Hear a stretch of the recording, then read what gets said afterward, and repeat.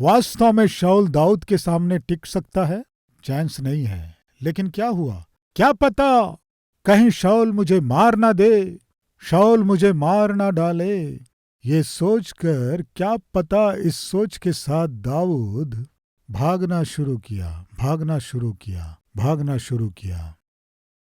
वास्तव में दाऊद को शाऊल की ओर नहीं देखना था, दाऊद को उसकी रक्षा करने वाले परमेश्वर की ओर देखना था। मैं पूछता हूं, दाऊद के लिए खतरनाक व्यक्ति कौन था? शाऊल था या गोलियत था? बताइए। दाऊद को वास्तव में किससे डरना था, शाऊल से या गोलियत से? गोलियत से डरना था। ऐसे बहुत ही बलवान गोलियत से डरे बिना दाऊद मार डाला, लेकिन शाऊल से डर रहा है। इस तरह डरते डरते इतना अधिक डर गया कि एक दिन शाऊल मुझे मार डालेगा सोचा। दाऊद, एक मिनट रुको, तुझे कौन अभिषेक किया? शमूएल अभिषेक किया। किस लिए अभिषेक किया? इस देश पर राज्य करने के लिए मुझे अभिषेक किया। शमूएल को किसने भेजा तुम्हारा अभिषेक करने? स्वयं परमेश्वर ने भेजा। क्यों शमूएल को भेजा? मुझे अभिषेक करने। क्यों अभिषेक करने को कहा? देश पर राज्य करने के लिए। यानी अर्थ क्या है? परमेश्वर ही इस देश पर राज्य करने के लिए मुझे अभिषेक करने को भेजा। तो फिर सच में ही परमेश्वर ने तुम्हें अभिषेक करने को भेजा है तो तुम्हें कौन मार सकता है?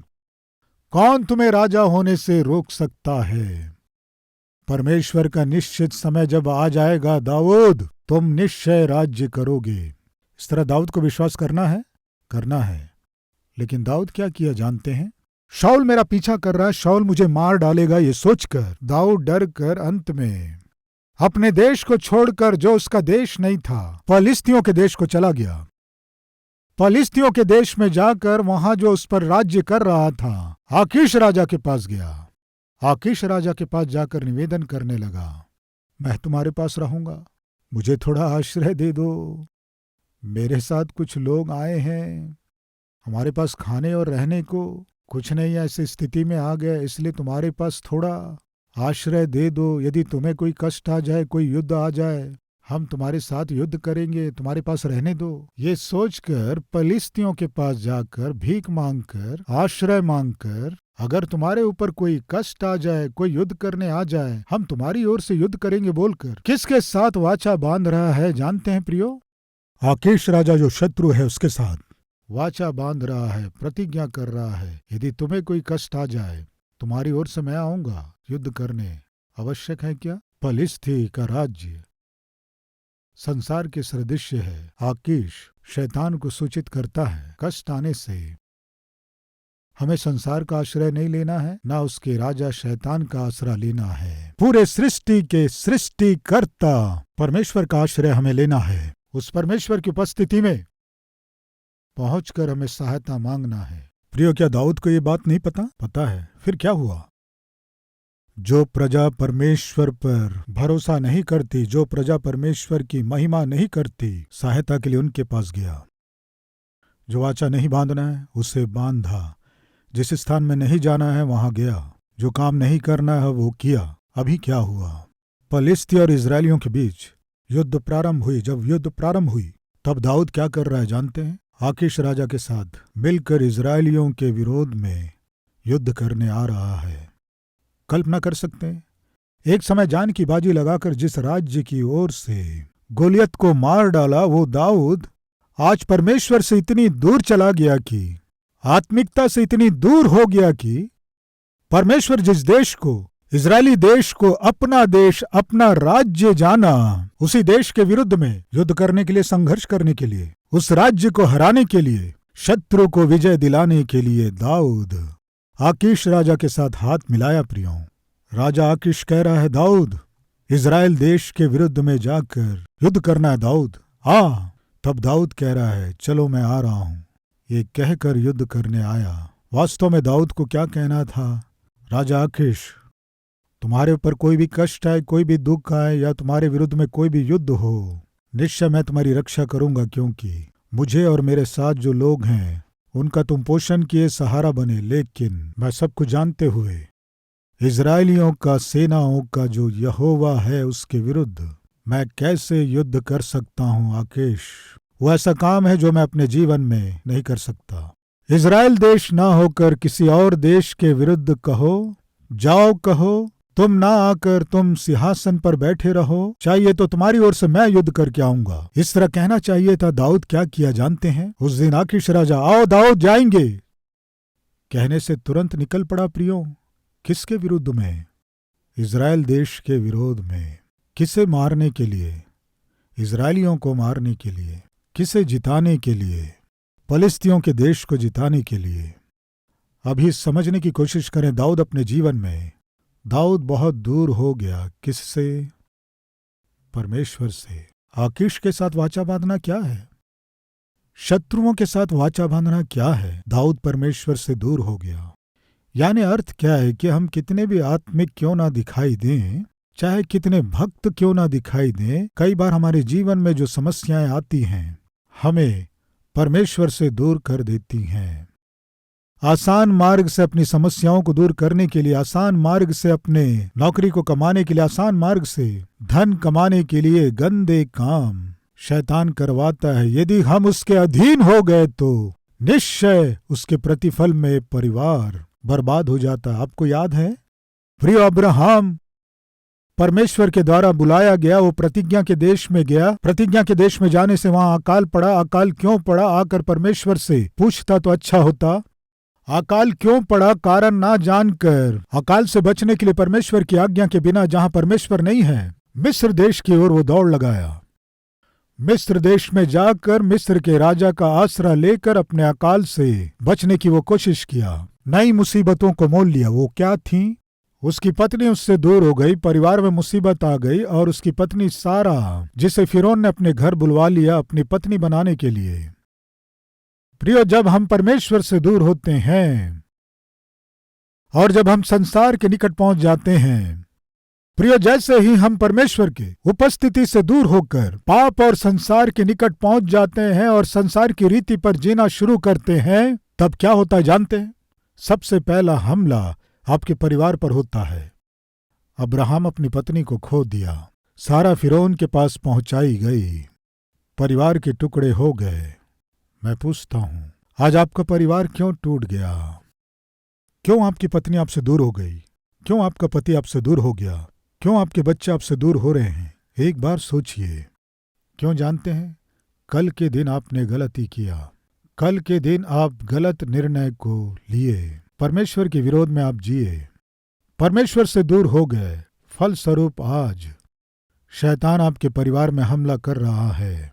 वहां अब्राहम के परिवार में हमला हुआ, अब्राहम का परिवार टूट गया।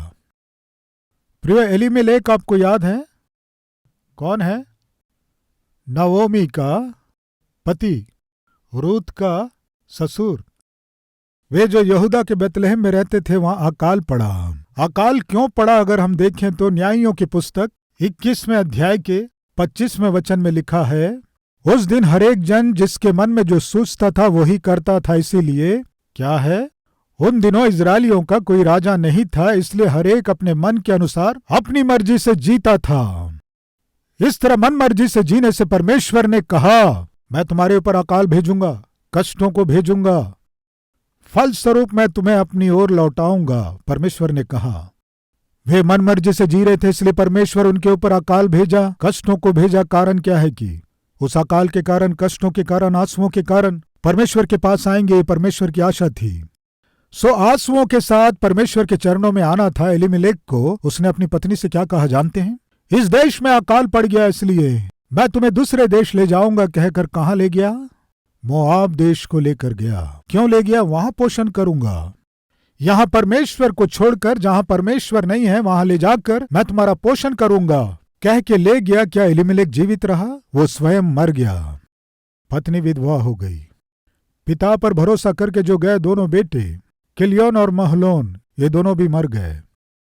अंत में उस घर में 3 महिलाएं विधवा हो गईं। कारण जानते हैं? वे परमेश्वर से दूर हो गए, शैतान के जाल में फंस गए। इस परमेश्वर पर विश्वास करने से तुम्हारे जीवन ऐसे ही हो जाएंगे। आ जाओ हमारे देश, ये कहकर पाप में देश में ले गया शैतान। अपवित्र स्थानों में ले गया, पोषण करूंगा कहकर ले गया। क्या किया? मार डाला। शैतान का काम यही है शैतान पहले आपको विश्वास दिलाता है, भरोसा दिलाता है, कहता है कि मैं तुम्हारा पोषण करूंगा। उसकी बात पर भरोसा किए तो वो मार डालता है। क्या समझ में आया? वहां भी परिवार पर हमला हुआ। एलीमेलेक मर गया, उसके बच्चे भी मर गए, पूरा परिवार बर्बाद हो गया। वहां अब्राम के जीवन में भी ऐसा ही हुआ, परिवार टूट गया, पत्नी उससे दूर हो गई।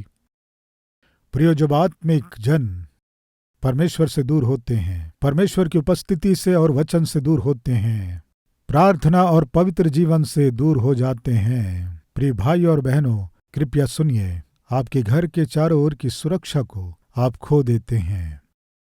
जिस दिन चाहे पति हो पत्नी हो परमेश्वर से दूर होते हैं, परमेश्वर की सुरक्षा को खो देते हैं।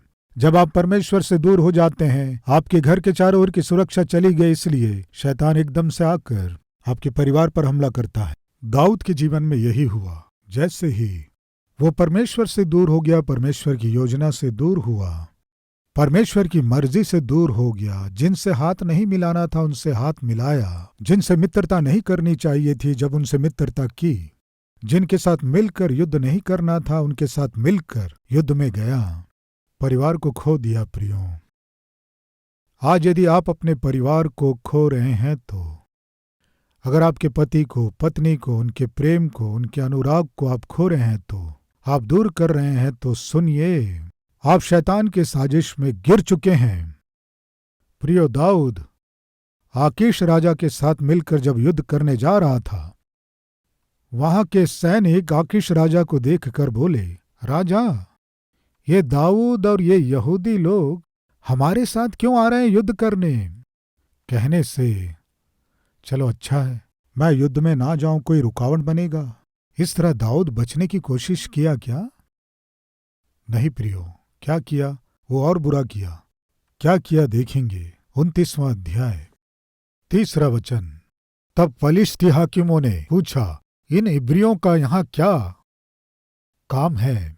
इब्री यानी यहूदी, ये हमारे साथ क्यों आ रहे हैं?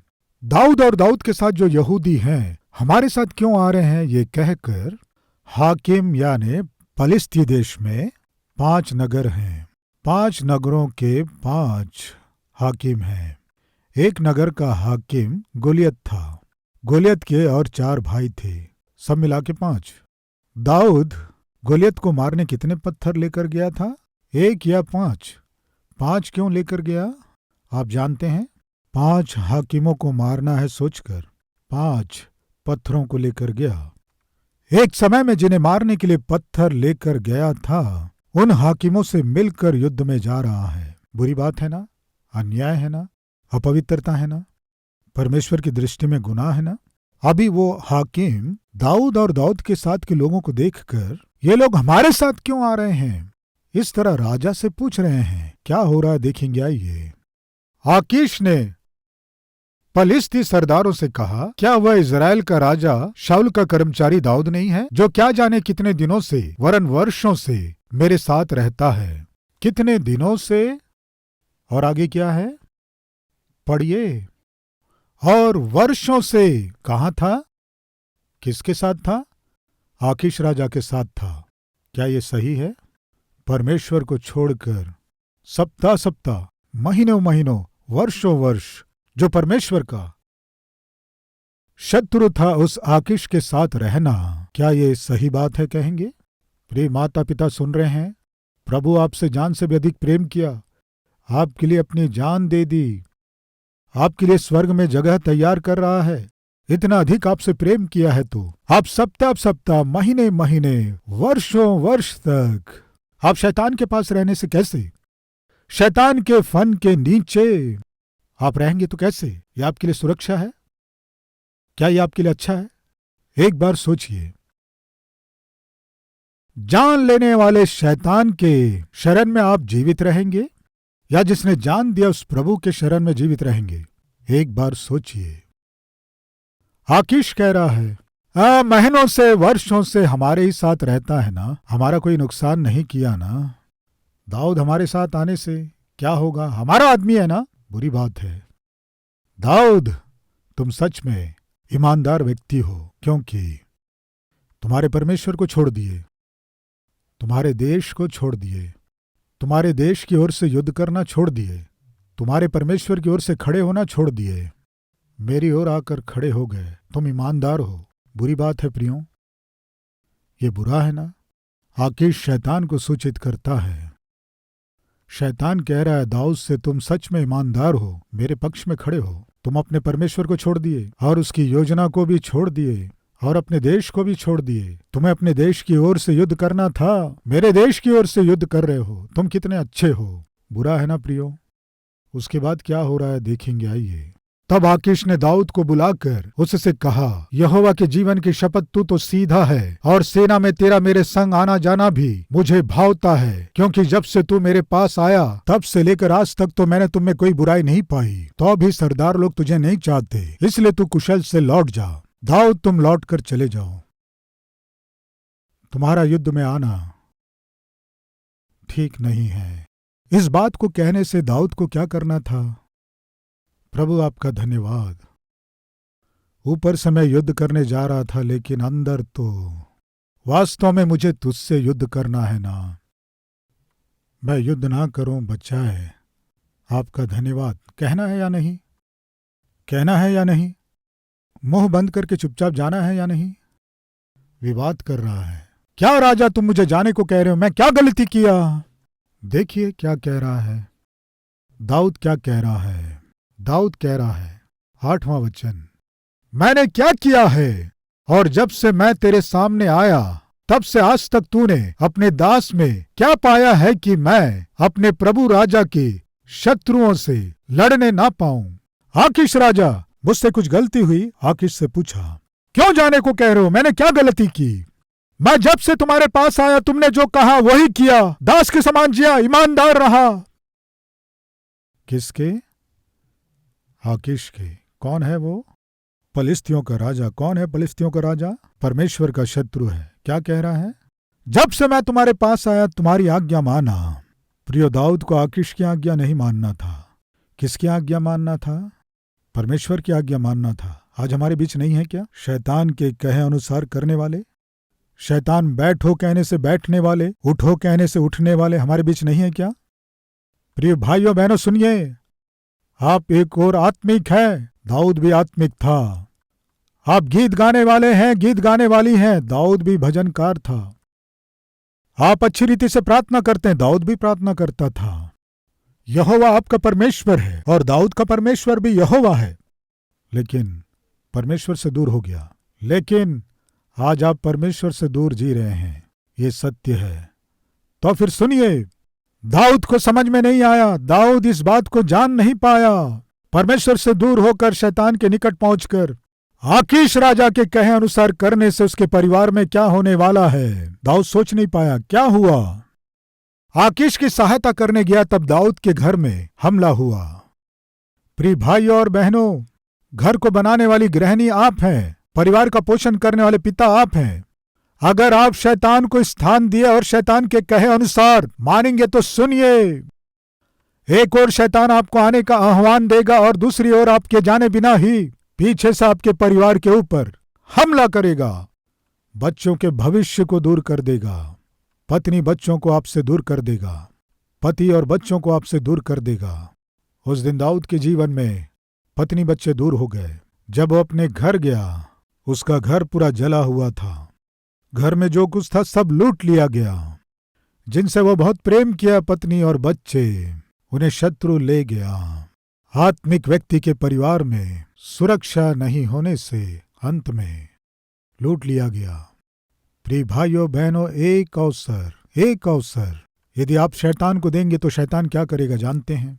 कोई भी पाप रूपी चारा आपके सामने डालेगा। किसी भी स्थान में, नौकरी करने के स्थान में हो या पढ़ाई के स्थान में हो या काम करने के स्थान में हो, सेवा करने के स्थान में हो, किसी भी स्थान में किसी के भी द्वारा आपके जीवन में चारा फेंकेगा।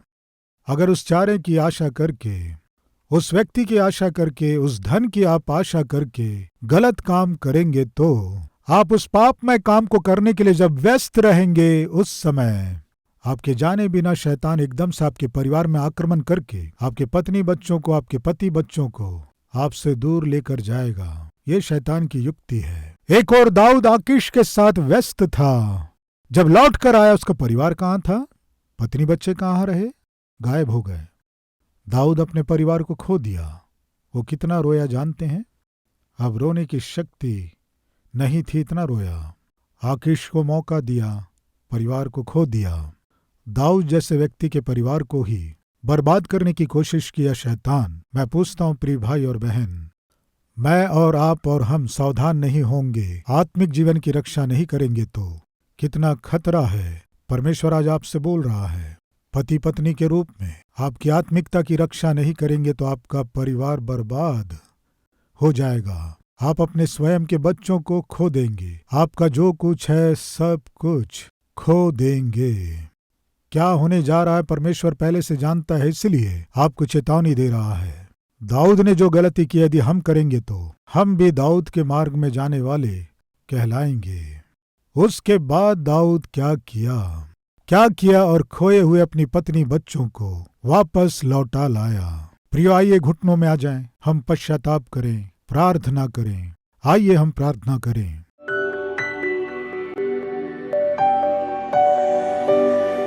महान पवित्र प्रेमी परमेश्वर पिता, बहुत ही सीधे और स्पष्ट, बहुत ही सामर्थी संदेश के द्वारा हमसे बात करी, धन्यवाद। पिता, दाऊद आत्मिक था लेकिन अपने परिवार को खो दिया। पिता, जिसे घर का रखवाला होना था वही अपने घर को बर्बाद कर लिया। दाऊद जैसे व्यक्ति के जीवन में ऐसी बुरी स्थिति आ गई है तो दाऊद का परिवार ही दाऊद से दूर हो गया तो शैतान और शैतान के लोग जब दूर कर दिए, हमारे परिवार, हम और हमारे बच्चे पिता किस लायक हैं। बहुत ही सीधे और स्पष्ट चेतावनी से भरे संदेश आपने हमें दिया।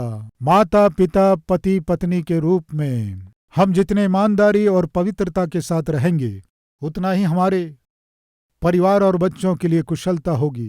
पिता, फिर से एक बार हम पर प्रकट किए, सुने गए वचन को बड़ी सावधानी के साथ हम अपने जीवन में लागू कर सकें। वचन के अनुसार जीते हुए, कभी भी आपसे दूर हुए बिना, शैतान के अधीन ना होकर, शैतान के हाथों में ना पड़कर, पिता हम पवित्र जीवन जी सके, सहायता कीजिए। यीशु के नाम से मांगते हैं पिता, आमीन। प्रिय मित्रों, इस संदेश के द्वारा आप आशीष पाए हैं तो लाइक कीजिए, सब्सक्राइब कीजिए, शेयर कीजिए। इस संदेश के द्वारा आप कैसे आशीष पाए हैं कमेंट कीजिए। कल सुबह फिर मिलेंगे, तब तक के लिए शलोम।